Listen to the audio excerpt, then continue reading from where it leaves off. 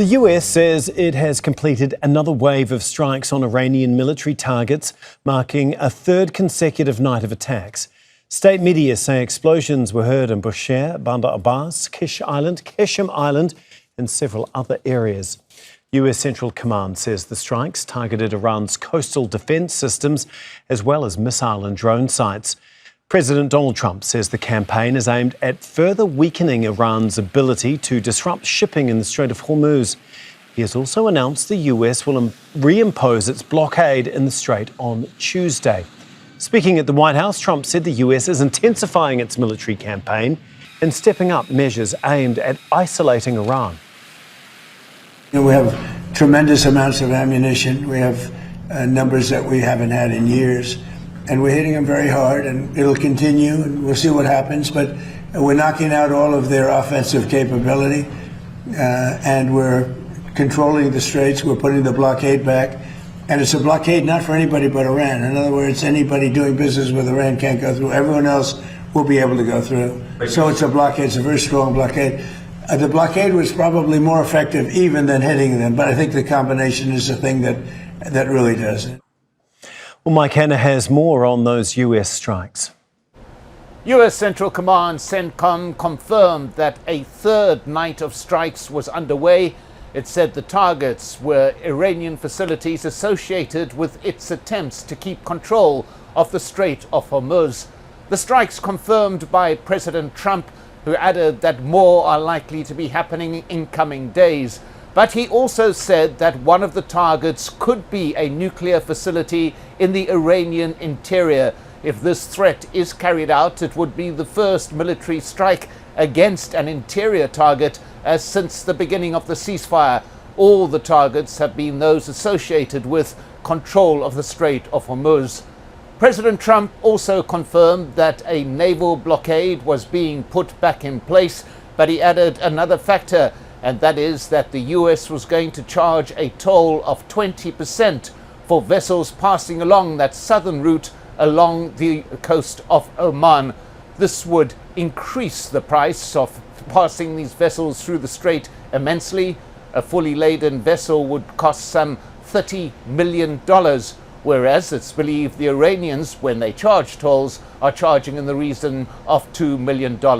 But President Trump insists that he can call for these tolls because of the expense that the US is paying in terms of protecting shipping along the route, shipping which President Trump says belongs to some very rich nations. Mike Hanna, Al Jazeera, Washington. Let's bring in Resul Serdar now, who is live for us in Tehran. And Resul, can you just talk us through what the Iranians are saying about these latest US strikes and what Iran says it has already targeted so far in response? Well, now it is becoming the daily basis, these attacks, so it's not an exception anymore. And practically speaking, so the Memorandum of Understanding has collapsed. So now the Iranian armed forces are saying Konarak, Chabahar, Qeshm, Abu Musa Island, and Kish Island. By the way, for the Kish Island, as far as I remember, this is the first time since the Memorandum of Understanding was signed on June 17. This is the first time that Kish Island is being hit. Kish Island is a touristic destination in Iran, quite a popular one, particularly during the summers. And then Umidiye, Jem, Bushehr, Bandar Abbas also were hit. So Qeshm Island and Bandar Abbas have been the constant target of the United States because these two locations, they're quite strategic locations for Iranians. They oversee the Strait of Hormuz, and for Iran to keep the control over the Strait of Hormuz, they are important. And Americans, by attacking these two locations constantly, they believe they are degrading the capacity of the IRGC. And then in response, Iranian IRGC, the Revolutionary Guards, saying that they have hit American military assets in Jordan, Bahrain, and Kuwait. So the fuel tankers, fuel depots, some Patriot air defense missile systems, and the satellite radars, and also they've seen that they have targeted some of the areas or the locations that the American armed forces personnel are staying. And also on the top of that, they're also confirming that 2 super tankers were stopped by IRGC. They were trying to pass through the Strait of Hormuz. And Resul, as we heard Donald Trump say, he is going to reimpose a naval blockade on the Strait of Hormuz. How is that likely to affect Iran's economy, and how do we think Tehran could potentially respond?